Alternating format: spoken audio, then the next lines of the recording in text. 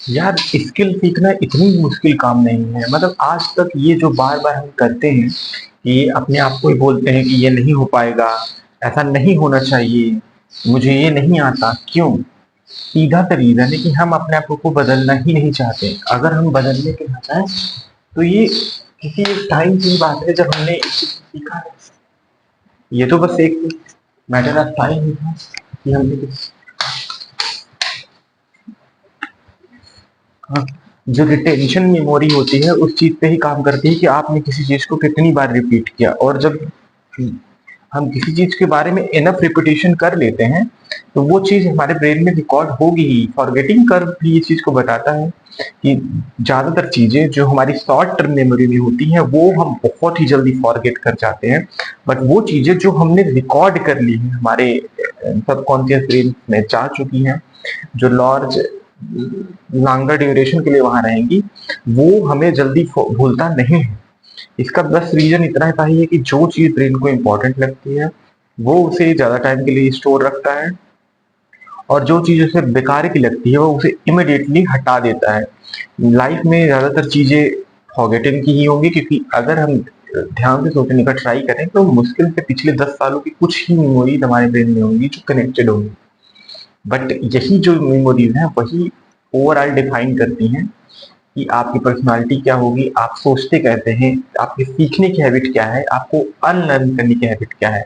तो किसी चीज को सीखने से ज्यादा उसको कभी कभी अनलर्निंग भी इंपॉर्टेंट बन जाती है। जैसे कम्युनिकेशन वाइज आपके पास दो अप्रोचेज, मेरे पास दो अप्रोचेज हैं।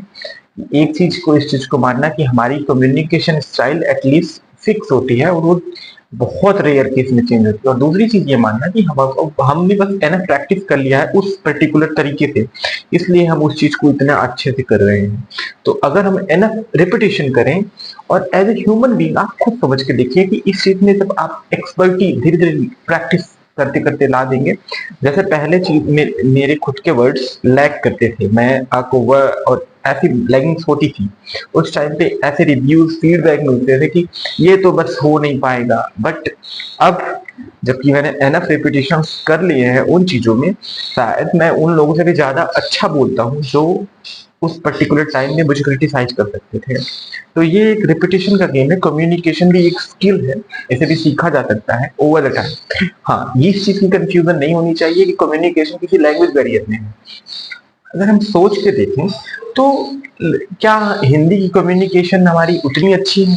कई बार ऐसा होता है कि हम हिंदी में बात बहुत प्रॉपर कर पाते हैं और इंग्लिश में नहीं कर पाते हैं। इसका रीजन ये नहीं होता कि हमारी कम्युनिकेशन समथिंग इश्यूज है। मेन इश्यूज उस टाइम पे वर्ड के हो रहे होते हैं। बट जब बात कम्युनिकेशन की होती है तो ये एक अपने आप में एक ऐसी स्किल है जो एक पर्टिकुलर वे में किसी सामने वाले को, एक लोग को या पूरे ऑडियंस को कैसा फील कराती है। ये एट द एंड एक रिटेंशन पॉइंट होता है, क्योंकि अगर सोच के देखें, हम 400 पेज की बुक पढ़ते हैं, उसमें से कुछ पॉइंट ही रिमेम्बर रह जाते हैं।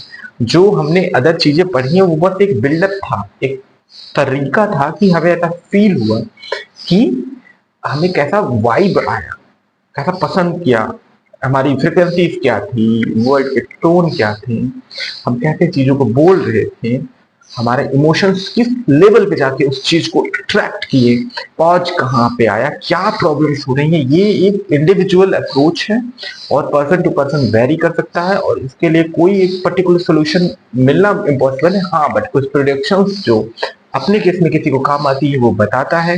और क्योंकि उसकी कम्युनिकेशन स्किल्स अच्छी होती हैं तो ये एक पर्टिकुलर टाइम पे जाके हमें ऐसा हिट कराता है कि ये चीज अच्छी है, क्योंकि हम जब किसी और को सुनते हैं, देखते हैं, उस टाइम पे हमारी मेमोरी में वो सारी चीजें चल रही होती हैं। इसलिए हमें किसी को सुनना अच्छा लगता है, किसी को कोई मूवी देखना पसंद आता है, क्योंकि हम एज ए ह्यूमन स्केप्टिज्म के लिए perfect. Thank you very much.